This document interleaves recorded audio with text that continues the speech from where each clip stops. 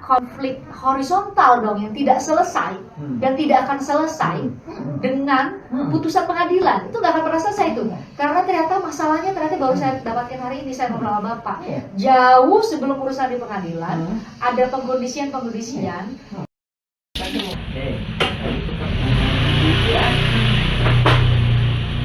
Jadi keluarga Pak Lukman ini atas nama AJB Tommy dengan MB Karta itu diserobot oleh Didi Koswara dan jaringannya. Jadi sertifikatnya di atas namakan ini. Nah, setelah itu dia akan nyerobot ke sini lagi atas nama Didi Koswara. Ini 80 meter, ini 270 meter. Menurut dugaan saya, dia dikasih peranan sebagai masyarakat adat oleh tuan tanah, oleh jaringan polusi mafia tanah Saribukan ini. Lihat pembelaannya di pengadilan, sesuai kan bahwa dia lah yang paling lama Tinggal di sini. Padahal kan leluhurnya Pak Lukman. Nih Pak Lukman nih. Dan dia militan, Bu. Saya pelajari dulu sekitar 20 tahunan, Bu. Jadi dia dikasih peranan itu. Ya. Sertifikatnya diubah atas nama Didi Koswara. Ini kan AJB. ini kan segini, Bu. Ini kan begini. Nah, ini diambil gitu.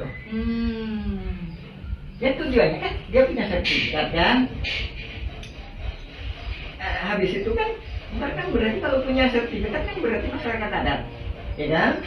Habis itu dia di sini punya sertifikat kan? Punya sertifikat. Ini juga janggal lagi, Bu. PT Batu Nunggal Indah Iwan Surjadi tahun 2014 kepala hukum. Bisa apa kaitannya? Apa kejanggalannya di sini? Saya kirim surat, ini kejanggalannya apa? AJB antara Didi Koswara dijual. Yang dijual Ibu? Ya. Yang dijual, ya, dijual ke Ibu Iwan Surjadi, Didi Koswara, dibuatin AJB oleh Meli Nathaniel, ya. Entar ada itu. Kita jual beli terus. Nah, setelah itu sertifikatnya jadi atas nama yang membeli dong harusnya. Ini penjual, Bu. Itu, Bu. Tadi saya menguraikan modus ini adalah diberi peranan sebagai seolah-olah tuan tanah masyarakat adat, sehingga ini korelasinya dengan pembelaan di sidang itu, bahwa inilah masyarakat adat itu. Jadi gini, saya coba Bapak koreksi ya, saya coba untuk menyederhanakan supaya semua penonton tuh bisa paham. Jadi Bapak mau bilang bahwa jauh sebelum ada gugat-menggugat sudah ada pengkondisian masyarakat-masyarakat di sekitar. Mafia tanah bukan 2016, 1980-an. Jadi dari situ ada pengkondisian bahwa hanya orang-orang yang nanti akan masuk pada akhirnya masuk di sebagai tergugat di Pengadilan Negeri Bandung ini, itu yang menjadi tergugat. Jadi seolah-olah perebutan tanah itu hanya antara keluarga Muller dan PT Dago Integraha dengan mereka yang masuk ke situ, yang sudah dikondisikan sejak jauh. Karena kan selama ini Pak pemberitaan dibuatlah bahwa kalau kronologinya bahwa justru dimulainya itu tahun 2013. Ketika keluarga 2016. Bahkan ada kalau ada buat mundur Pak. 2013 ketika keluarga Muller minta dulu nih ke Pengadilan Agama sebagai ahli waris dari Muller, keluarganya Ratu dari Belanda. Ternyata mundur lagi. Sudah ada pengurusnya juga ternyata di sini. Di Cirebon dan Belos. Saya tambahin, Bu. Yang sini, Bu, juga lagi aktif tuh, Bu. Paralel berarti tahun itu. Iya, sana aktif, sini aktif. Itu terjadi. Tahun 2000, sana aktif, sini aktif, Bu. Itu 2000 itu berarti jauh sebelum masuk pengadilan dong Pak ya, kalau gitu. Jauh sebelum masuk pengadilan.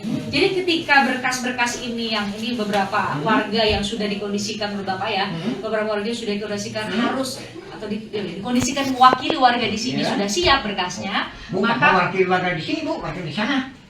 Warga di sana tuh di mana, Pak? Lolos. Oke, udah lolos. Kemudian dimulailah tadi Bapak bilang kalau dalam bahasa Bapak adalah apa namanya, rekayasa saling gugat.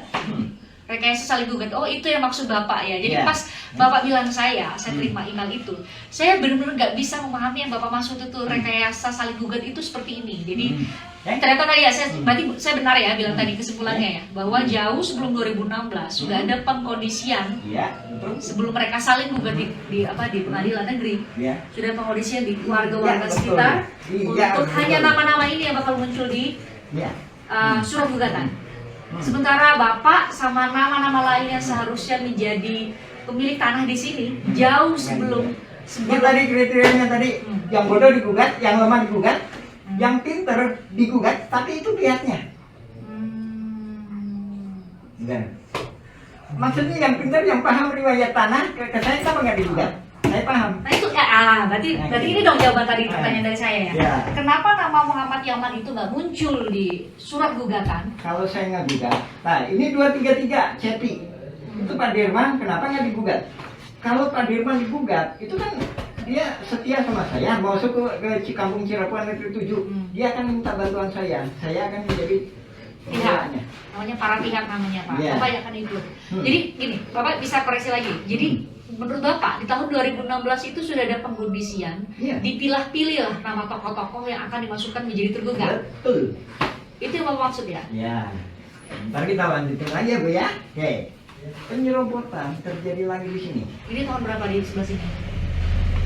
Ini data harus diisi Bu ya diiniin, cumanya pokoknya data teh ngacak lah Bu lah. Ini data itu teh 1992. Ismail Tanjung ngejual ke Iwan Surjadi. Meli Nathaniel membuat AJB. Habis itu jadi sertifikat atas nama Didi Kuswara tadi. Oh, ini lagi Bu, beda lagi. Sebelahnya ini sama juga. Ini. Siapa Pak? Ismail Tanjung penjualnya. Dijual ke Iwan Surjadi PT Batu Nunggal. Berarti jadi miliknya Ismail Tanjung dong kalau jadi cerita Bapak tadi. AJB-nya diatur sama notaris. Habis itu sertifikatnya jadinya Ismail Tanjung lagi. Ismail Tanjung dijual ke Ibu. Ini tuduhannya serius Pak. Soalnya kan itu notaris Pak dibuatnya Pak. Iya, AJB-nya. Ini serius ini Bu. Jadi itu kejanggalannya. Sertifikat jadi atas nama pembeli. Justru penjual. Penjual ya, atas nama penjual. Maaf, koreksi ya, penjual ya, atas nama penjual bukan pembeli. Harusnya membeli. Jadi benar dibawa ke notaris ada AJB gitu ya, tapi justru yang menjual yang dapat sertifikatnya. Oh gitu. Pak, korelasi. Nah, itu harus tanya gitu dong. Korelasinya apa? Siapa Ismail Tanjung? Ismail Tanjung adalah ketua RW 02 Dago Los. Korelasinya lagi apa? Kampung Cirapuan ini dikomisikan untuk dirubah jadi Dago Los. Itu di atas tergugat 232 Cepi.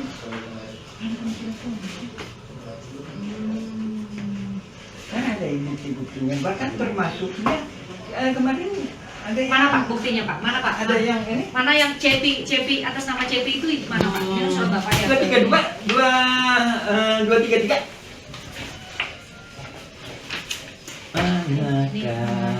Manakah? Ini kita harus serius atau gimana Bu? Iya serius Pak, beneran.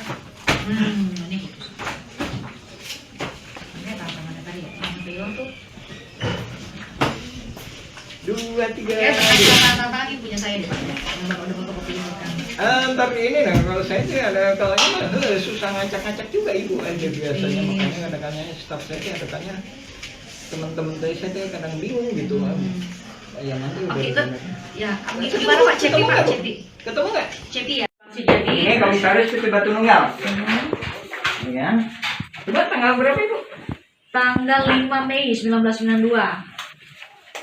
Terus SKM 5 Mei ya? Ya. Iya Pak Bu.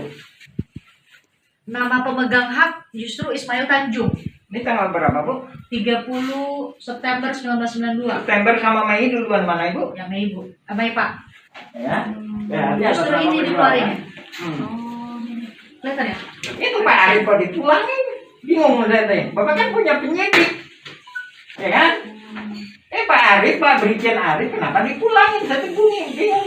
Ya udah, saya masuk ke legislatif sama eksekutif aja. Makanya lapor ke DPR, gubernur, Iya. ya, kirimnya Kan surat udah ke kirim sana. surat ke Pak Arif. Saya udah lihat Bapak. Dengan kata lain, saya atas nama Ismail Tanjung itu bukan karangan saya, tapi memang diberikan oleh ini kepada saya untuk menagih tanahnya Iwan Suryadi.